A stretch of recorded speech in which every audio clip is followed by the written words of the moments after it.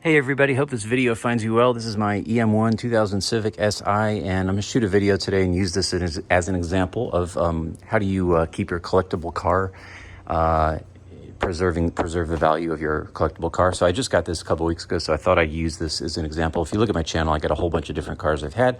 This is probably one of the nicer, more collectible ones. No, it's not a DeLorean or anything like that. But, it's a nice car, a nice collectible car. Getting rare. I tend to like those kind of cars and tend to buy them, clean them up, fix them, and then usually enjoy them 6 to 12 months and sell them. So if you look at my channel, I've had a whole bunch of different cars like that. This was sort of a splurge. This is a little bit more expensive to get a nice one. And so I kind of took some of the profit that I've made over the years, the last few years on some of the cars I've done, and kind of had a stack of money laying around and said, let me just get something that I want, probably keep for a while, probably keep several years, because these are probably going to go up in value, and it's just a really cool car, kind of my favorite, kind of the little Honda, the old school, analog feeling, and just love this color and everything about it. So I was thinking of some things today, and kind of just how do you preserve the value if you have something that's somewhat collectible. And really this would apply to any car, but I've got 4 ideas here. I made some notes, so just going to talk about these 4 things. And the first thing is how do you preserve the value of your collectible car? So the first thing is undo any bad modifications. So cars like this are typically modified. It's hard to find one that's stock. The more stock it is, the more value it's going to have. So you can get a car. This one has some modifications that are decent and desirable. It has a header, it has an intake, it has a catback. They're all good quality stuff, not obnoxious. Adds a little bit of performance and some nice sound, so I'm going to keep those. Plus, it's just really not worth it to spend $1,500 to, it would cost to get all those things, including the coils, reverted to stock. So those are things I'm fine with, but there were some untasteful modifications on this car. So reverting those back to stock increases, in my opinion, the look of the car, but then also the value. One example, I just took this tint off, which kind of was my impetus for let me shoot a video about this. This isn't the worst thing in the world. This was on the back window only. So bringing it back to a stock looking, that looks tinted, but it's not. It's just the lighting. But bringing it back to a stock looking, no tint, which usually I tint my cars, but this car I feel like looks better not tinted, especially since so many of them are tinted. So just bringing back to that OEM look. And then another example of that in this particular car, well, here's one, the shift knob. So that actually is an RSX, rather a GSR shift knob that I put on there temporarily. I'm having the stock knob recovered. But the car came with this, I think this is a Spoon Skunk. It's a heavy knob, it's decent, but I just want to go back with the stock leather. So that I'm in the process of getting that recovered. And here's another example. This car came with all these red hoses. And so I bought some blue ones, very inexpensive, and just to, get it looking back about as stock as I can. Doesn't look stock, but the blue matches way better than the red did. And so getting the engine bay just back to that place. So that's the first thing, is just undoing bad mods. Okay, so my second idea is restoring the car as much as you can to OEM, and that might seem the same as bad mods, but it's actually different. So an example of this is this car came without the front grille emblem. And so a lot of people took those off back in the day and tossed them. And you go on Facebook and people are literally asking $150 for those. I found one at a Honda parts place for $35. And immediately they all sold out when I mentioned it. So, but just little things like that, these bumper plugs, inexpensive. Something just to restore it to that OEM look. Another example of that under the hood here is, you might notice all these screws look new. All these black screws in here. And, those are just little things, the bolts rather. So I just, typically have a bag of 10 millimeter bolts, and it makes the engine bay look good. It brings it back to that OEM look where because this car's 24 years old. So a lot of these bolts were pretty rusted and, didn't look very good. So just little stuff like that where you can try to bring it back to OEM. I touched up the valve cover so it, it looks pretty good. If you look close, you can see the blemishes because it had some flaking, but for the most part, I got it looking pretty stock again. And a couple other examples of that, just little things you can do to bring it back to, as much 2000 condition. Just little things like painting these. I just painted these wiper arms.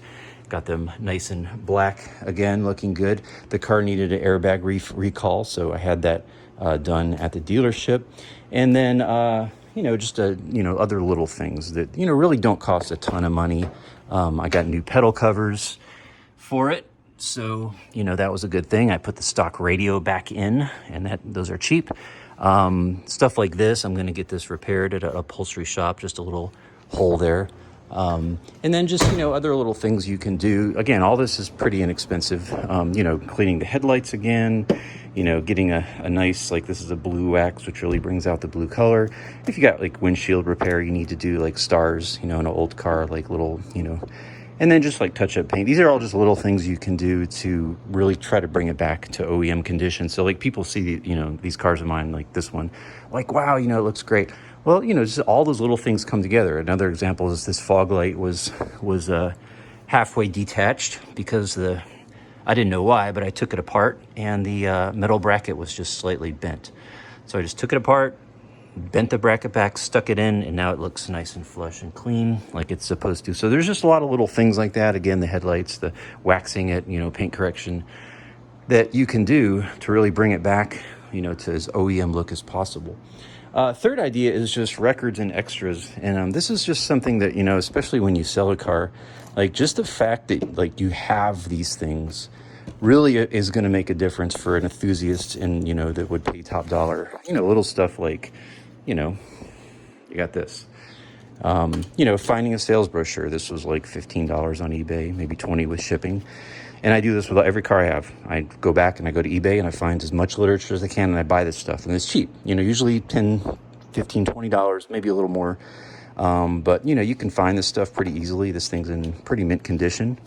And, little things like this that just little memorabilia that, can go with the car, show you all the options, to kind of bring you back to the year 2000 in this case. And then having records, this is just invaluable to keep all your records.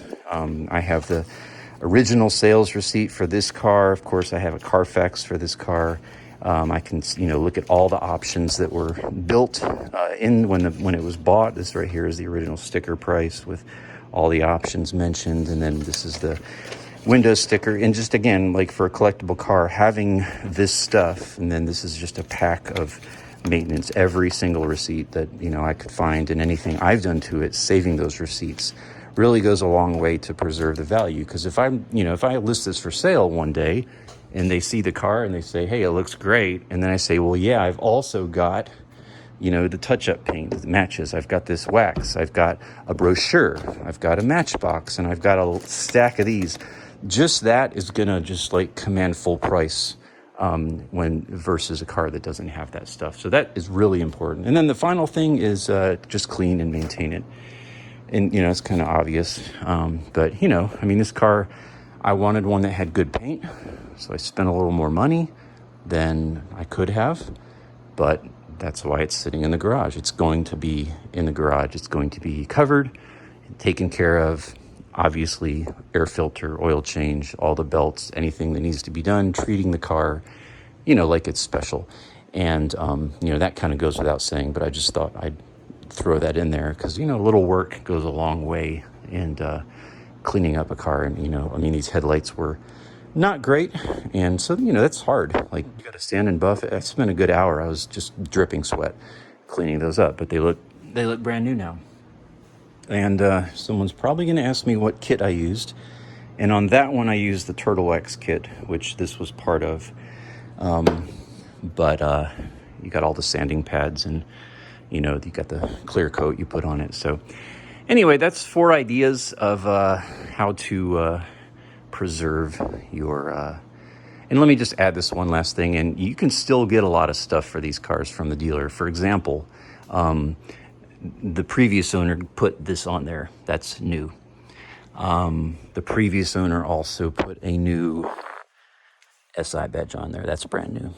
So there's a lot of little things like that. You can, again, just a little bit of money. Like I've so far spent about $300 on this car just on a lot of these little things I'm mentioning to you. But it really took it from like a 8 to a 9. So there's a lot of little stuff you can do along the way and get ideas. Little fixes, little, $10 here, $30 here, but it really all adds up to make a difference. Okay. Hey, thanks for watching. If you have comments, on this idea or on this car, would love to hear them. And in the meantime, peace. God bless you.